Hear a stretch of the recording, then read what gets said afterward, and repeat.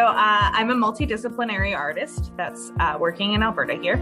I graduated in April of 2020 with my Bachelor of Arts in Theatre. I love dinosaurs with the undying passion of a toddler. My favorite color is sometimes teal, but it's mostly on accident. I don't like picking favorites because I feel bad for the rest of the things that aren't picked as the favorite.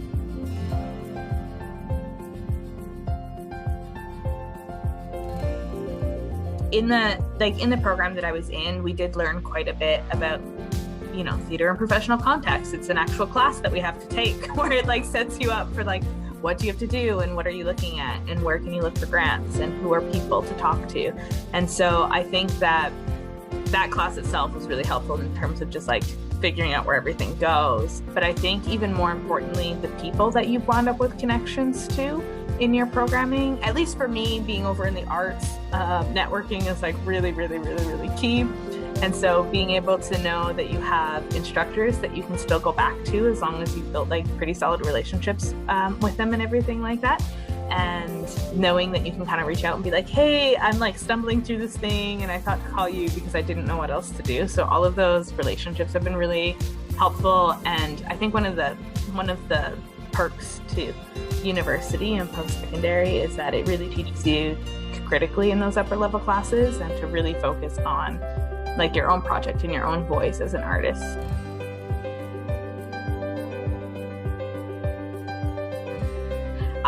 As an artist that practices in multiple disciplines, I paint, I draw, I play music, I dance, I do theater, I do all of those things. I was having such a hard time finding a place to blend it, I guess. How do you do all those things at once?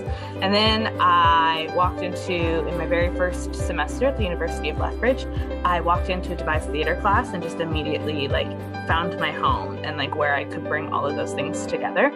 And in diving into that devised theater, I came across a company called Frantic Assembly, which does a lot of devised work with at-risk youth as well. And that's something that I've been really passionate about for a long time. And so Cavalcade Theatre Company came out of essentially that. It was my desire to create a company that brought voice to marginalized communities and doing things that were a little more fringe-based.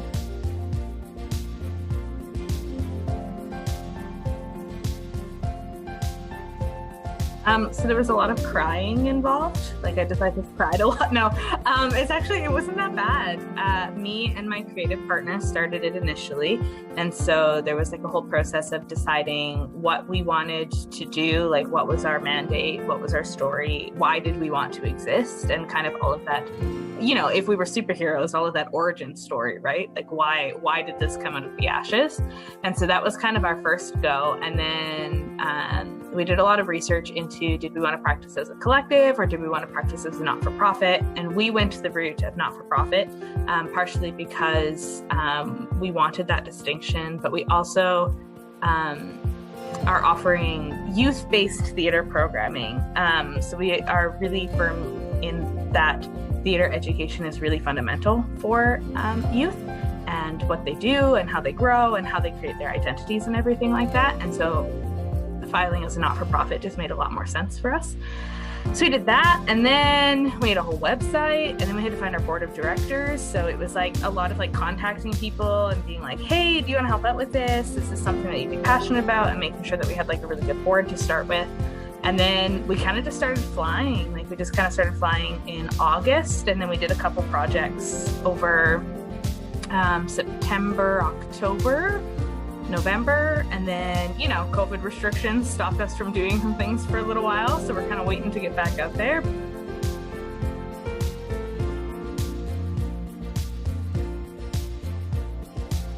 So we're still very small, we're still pretty internal, and we put up our first show in September, which was a lot of fun. It was just a 2-person show that we did out in the park up here in Grand Prairie. And we had a pretty good turnout. We had a 3-day run, and I think that we had about 75 people come out in total.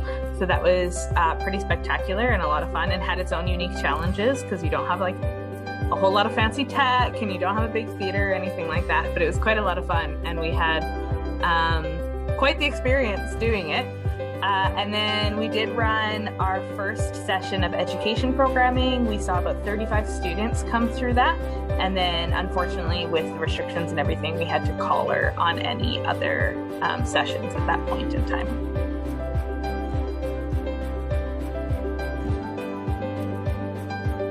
I have been teaching theatre in Grand Prairie for a combined total of 8 or 9 years now. So I've already been kind of up here practicing and working with youth, so I have a lot of rapport with them.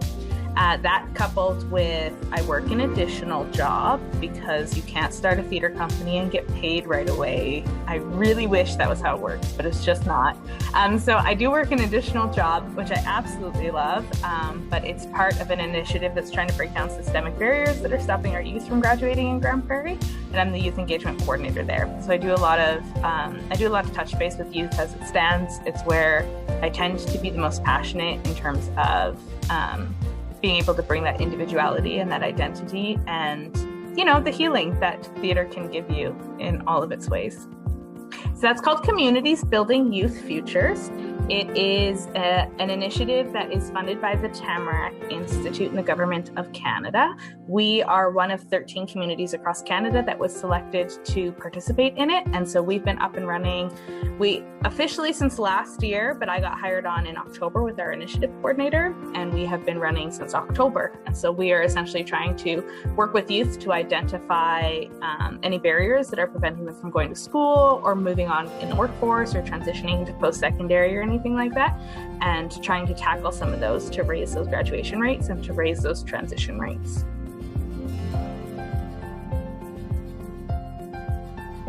I feel like a lot of artists went through this in the pandemic, where all of a sudden you kind of had to shift how you were looking at work and how you were doing it and start thinking outside the box to try and make art happen, right?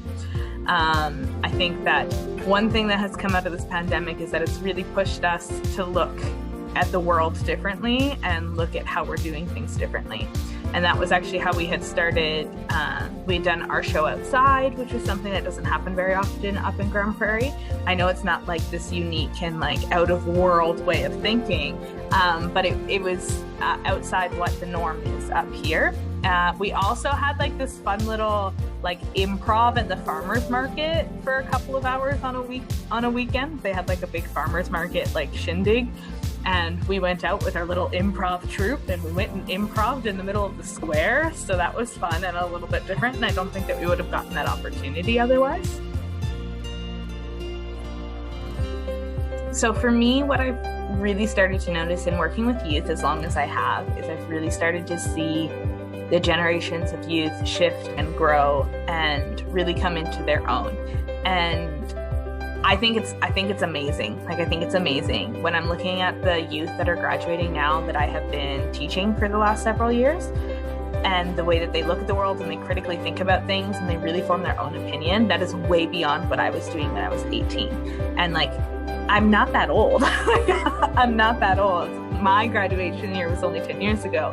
And so to see that much growth in like society and our youth and how we're looking at the world is absolutely phenomenal. It's phenomenal. It's mind-blowing. It's crazy. And so I think to me, being able to fuel that, being able to try and build a foundation for, youth and everyone else existing in the community to really be able to bring forward their perspective on the world and to be able to speak to it is the most meaningful thing to me. Like, it is beyond mind-blowing to see people when they get in their zone and they're comfortable and they're talking about what they're passionate about and they're telling their story. Like, it's wild. And in the same breath, incredibly difficult, right? You don't go into advocacy for an easy job. Like, there's a lot of like backlash on things. We can be a little resistant to change because change is scary. And so there's a lot of give and take, and like, how do you talk to people and how do you educate people? It's educating people on how to talk to youth, on how to remember that we were once youth and that our youth experience was different than the generation before us, just like this generation of youth is different from the generation before them. So it's educating both sides, so that way you can kind of come to a common ground, right? Like if you don't understand the people that you're working with, then you can't ever come to a space where you can effectively work together. And those conversations are hard, and sometimes they're taxing, and sometimes you're just really exhausted because you wish that you didn't have to keep explaining it, but you kind of just have to keep pushing and keep educating and keep being this open vessel to be able to talk to people, which is hard, it's taxing, but it's really, really, really, really, really worthwhile when you see the other end.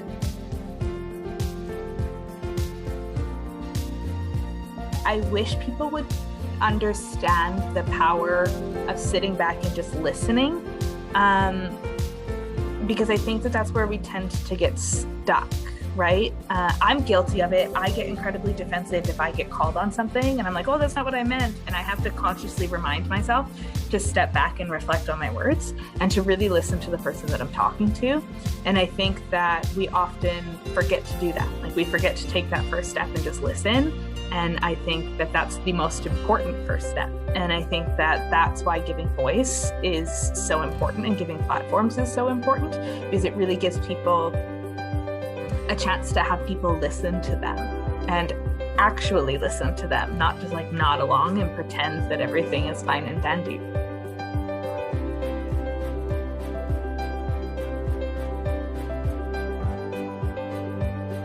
The best advice that I can give is to make sure that what you're doing and what you're studying is what you want to study and not what someone else wants to study. So yeah, I fell into that trap of doing something practical, but the reality is that when you're doing something you love, you'll find a way to make it work. And that was essentially what had prompted me to go back and do my full bachelor's in theater. Is I knew that I loved studying theater and I loved like living in that world, that I wanted to study it, I wanted to work in it, and so I was going to make it work one way or another. And I think that that is the best advice that I can give, is follow what you're passionate about, because that's going to lead you to what you're going to love working in. And hey, I took a degree in theater, and now I'm also working in youth advocacy. So like, those things do marry up, and there's a way to use them. So just follow what you're passionate about.